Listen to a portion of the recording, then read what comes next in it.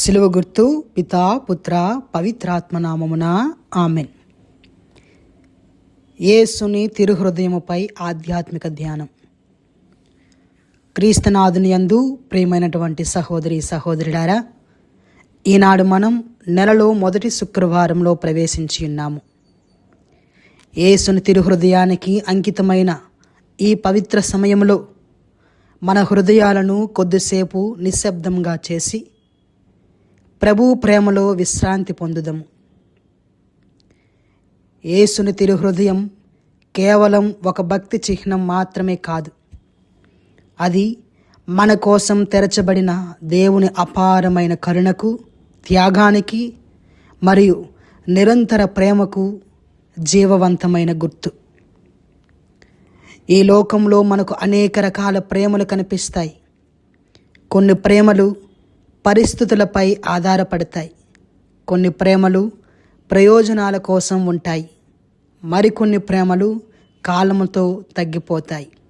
కానీ యేసు ప్రేమ అలా కాదు.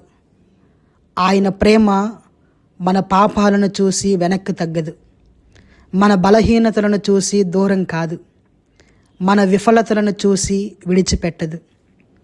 ఆయన ప్రేమ మనలను మార్చడానికి, స్వస్థపరచడానికి మరియు తండ్రి దగ్గరకు నడిపించడానికి నిరంతరం పనిచేస్తుంది.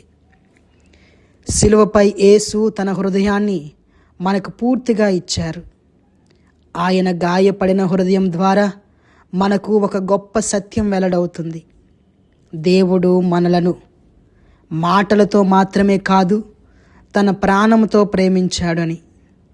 ఆ తెరచబడిన హృదయం మన పాపాల భారాన్ని మోసింది, మన బాధలను తనలోనికి తీసుకుంది, మన విమోచన కోసం రక్తాన్ని కాచింది.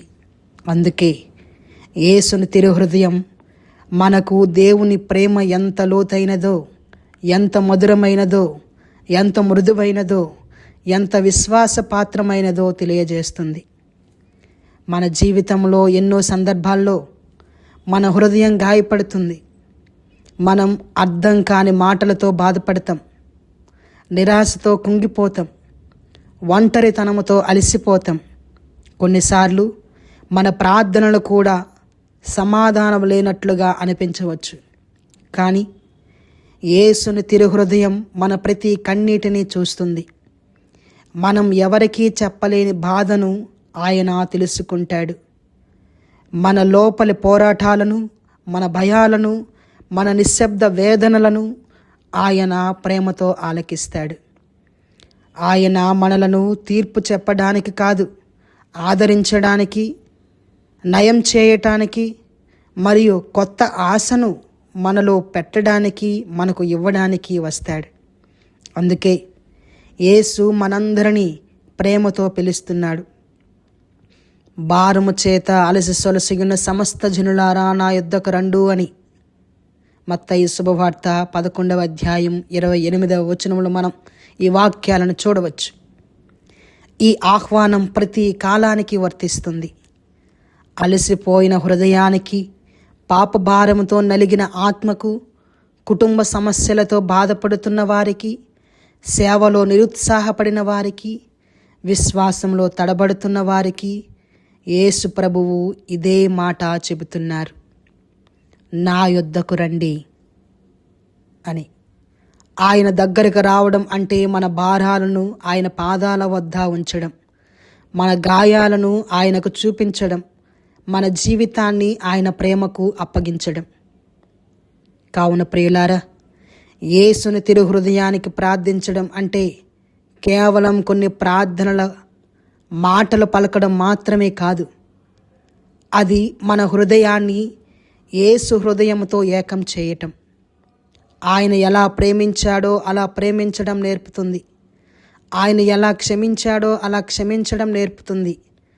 ఆయన ఎలా సేవించాడో అలా సేవించడం నేర్పుతుంది. ఆయన ఎలా వినయంగా జీవించాడో అలా మనం జీవితాన్ని వినయంతో నడిపించడం కొరకు నేర్పిస్తుంది. యేసుని తిరుహృదయం మనకు 3 ముఖ్యమైన పాఠాలను నేర్పిస్తుంది. మొదటిది, ప్రేమించడానికి భయపడకూడదు. మన ప్రేమను అందరూ అర్థం చేసుకోకపోవచ్చు, మనం ప్రేమను ఆపకూడదు. యేసు మనకు చూపిన ప్రేమ స్వార్థరహితమైనది, త్యాగపూరితమైనది, స్థిరమైనది. 2వ పాఠం, క్షమించడానికి సిద్ధంగా ఉండాలి. మన హృదయంలో ద్వేషం, కోపం, పగ నిలిచిపోతే అది మన ఆత్మను గాయపరుస్తుంది. కానీ యేసు హృదయం మనకు క్షమ యొక్క శక్తిని చూపుతుంది. క్షమించడం బలహీనత కాదు, అది దేవుని ప్రేమలో భాగస్వామ్యం. 3వ పాఠం, బాధపడుతున్న వారిని గుర్తించడం. యేసు హృదయం ఎల్లప్పుడూ బాధితుల పక్షాన ఉంటుంది. అందుకే మనం కూడా ఇతరుల కన్నీళ్లను గమనించాలి, వారి భారాలను పంచుకోవాలి, వారి జీవితాల్లో ఓదార్పు మరియు ఆశను తీసుకురావాలి. మనం ద్వేషం ఉన్న చోట ప్రేమను నాటుదాం, క్షమించలేని చోట క్షమను చూపుదాం, అవిశ్వాసం ఉన్న చోట విశ్వాసాన్ని పెంచుదాం, నిరాశ ఉన్న చోట ఆశను వెలిగిద్దాం, ఒంటరితనం ఉన్న చోట సాన్నిహిత్యాన్ని అందిద్దాం, బాధలో ఉన్న వారికి ఓదార్పును, బలహీనులకు ధైర్యం, అలసిన వారికి విశ్రాంతిని ఇద్దాం. అప్పుడు మన హృదయం కూడా యేసుని తిరుహృదయంలా మారడం ప్రారంభిస్తుంది.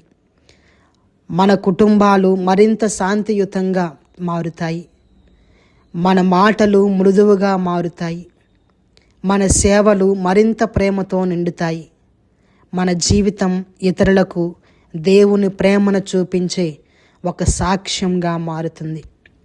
ఈరోజు మన కుటుంబాలను, మన సేవలను, మన పనులను, మన భవిష్యత్తును, మన బాధలను, మన ఆశలను యేసుని తిరుహృదయానికి సమర్పిద్దాం. ఆయన హృదయంలో మనకు భద్రత ఉంది, ఆయన ప్రేమలో మనకు స్వస్థత ఉంది, ఆయన కరుణలో మనకు కొత్త ఆరంభం ఉంది. ప్రార్థించుదాము. ఓ యేసుని తిరుహృదయమా, మా హృదయాలను నీ ప్రేమతో నింపుము, మమ్మల్ని నిజమైన ప్రేమలో నడిపించుము, మా గాయాలను స్వస్థపరచుము, మా పాపాలను క్షమించుము, మా కుటుంబాలలో శాంతిని, ఐక్యతను, విశ్వాసాన్ని నింపు. మా మాటలను మృదువుగా, మా ఆలోచనలను పవిత్రంగా, మా చర్యలను దయతో నింపుము. బాధపడుచున్న వారిని గుర్తించే హృదయాన్ని మాకు ప్రసాదించుము. నీ హృదయంలా ప్రేమించగలిగే, క్షమించగలిగే, సేవించగలిగే కృపను మాకు అనుగ్రహింపుము. ఈ మనవని మా నాథుడును నీ కుమారుడునైన యేసుని తిరుహృదయము ద్వారా అడిగి వేడుకొనుచున్నాము. ఆమెన్.